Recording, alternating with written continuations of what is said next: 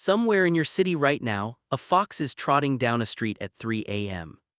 It is not lost, it is not confused, it knows exactly where it is going. It has a mental map of your neighborhood that includes which restaurants leave the best bags outside, which gardens have the easiest fences, and which streets get quiet enough by midnight to cross safely. It has never seen a blueprint of the city, it has never read a map, nobody taught it any of this.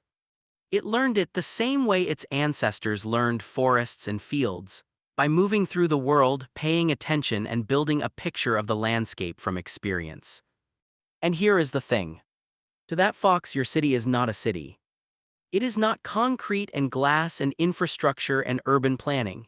It is a habitat, a specific kind of habitat with its own rhythms, its own resources, its own dangers, and its own rules. A habitat that happens to have been built by a different species for completely different reasons.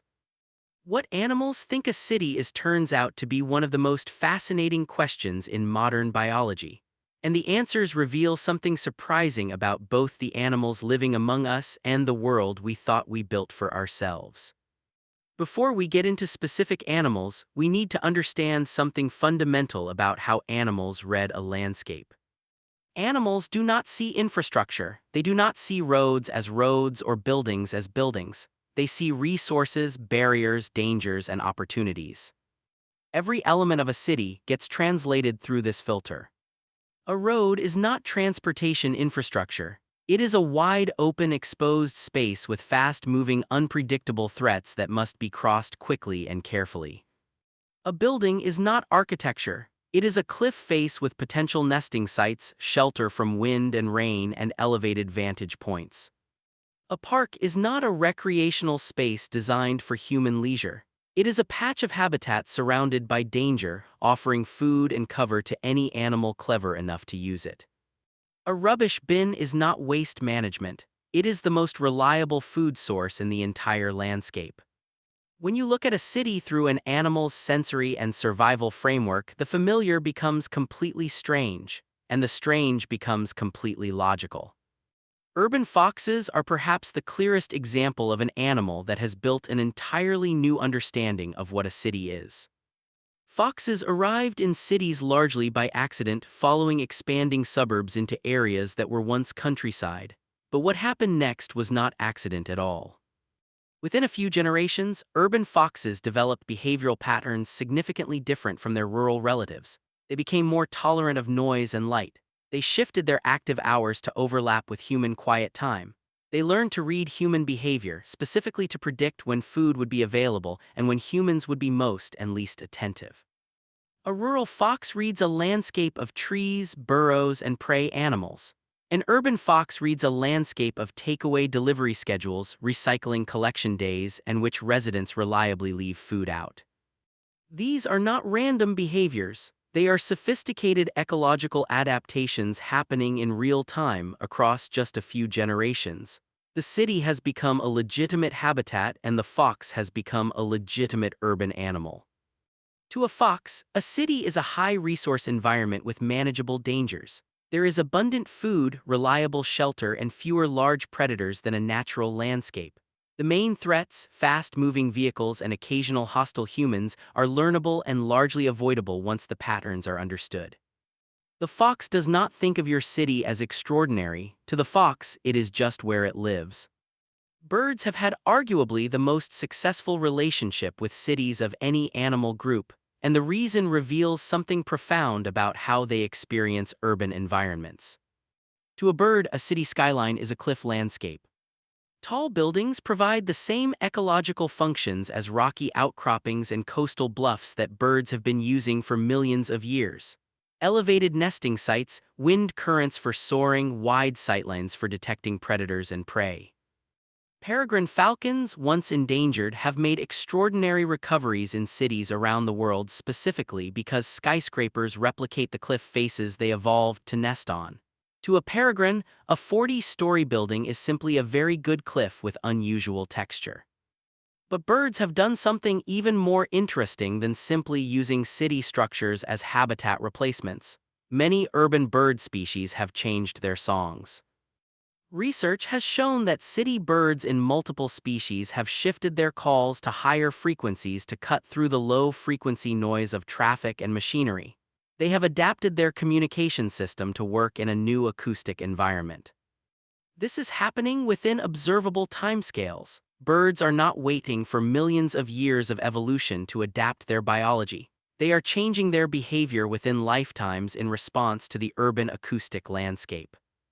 To a bird, a city is a noisy cliff habitat that requires some creative communication adjustments but offers reliable food, safe nesting, and surprisingly few natural predators.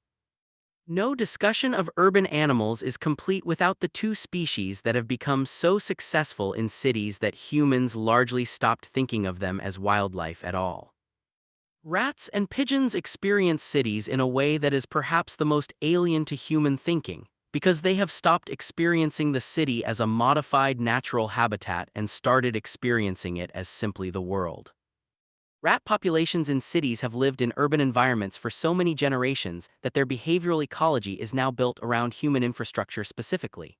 Their burrow systems follow underground utility routes. Their foraging patterns are calibrated to human waste production cycles. Their social structures have adapted to the density and resource distribution patterns of human neighborhoods.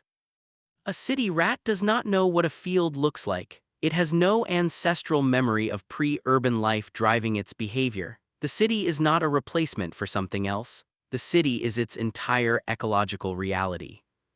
Pigeons reached a similar point even earlier. Descended from rock doves that nested on coastal cliffs, pigeons found in cities an environment so perfectly replicating their ancestral habitat that they thrived beyond almost any other urban species.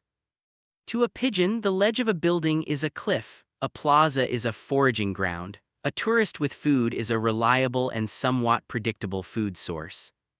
The pigeon does not think of itself as surviving in a human world, it thinks of itself as living in its world. The humans are simply part of the landscape. Here is where it gets genuinely strange.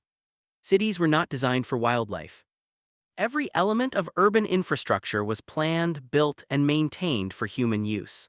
And yet animals have found ways to slot into the gaps, the edges, the overlooked spaces, and the predictable rhythms of human behavior with extraordinary precision. This raises a question that biologists have only recently started taking seriously. Are cities actually ecosystems? Not accidentally, not incidentally, but genuinely, functionally, biologically complex ecosystems supporting food webs, predator-prey relationships, habitat specialization, and evolutionary adaptation. The evidence says yes. Urban ecosystems have their own food chains.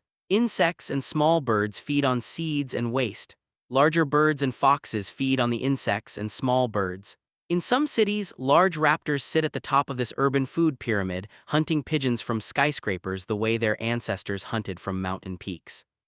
Animals are not visiting cities, they are living in them, reproducing in them, evolving in them.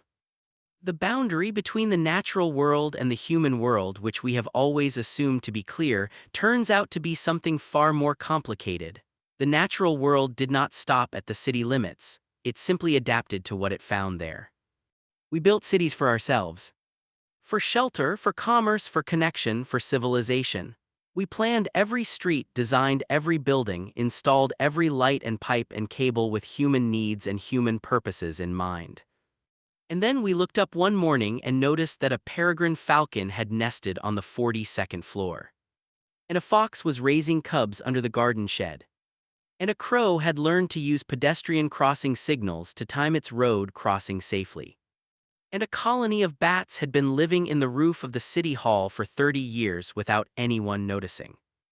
None of these animals think of themselves as remarkable. None of them are aware of the strangeness of their situation from a human perspective. They are simply doing what every living thing has always done. Finding a way. The fox trotting down the street at 3 a.m. is not an intruder in your city. It is an animal that looked at the same landscape you did and saw something completely different: resources, shelter, opportunity, a place worth learning, a place worth staying. We call it a city. They call it home. And the fact that both things can be true at the same time, that the same landscape can be two completely different worlds experienced by two completely different kinds of minds, might be the most quietly astonishing fact about the place you live in. You share your city with creatures who have no idea what a city is. And somehow they figured it out anyway.